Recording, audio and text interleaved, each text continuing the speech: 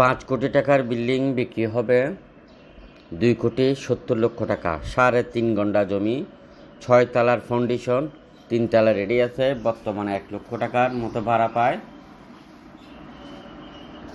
সামনে রাস্তা হলো 30 ফিট, নিচে অফিস, উপরে অ্যাপার্টমেন্ট।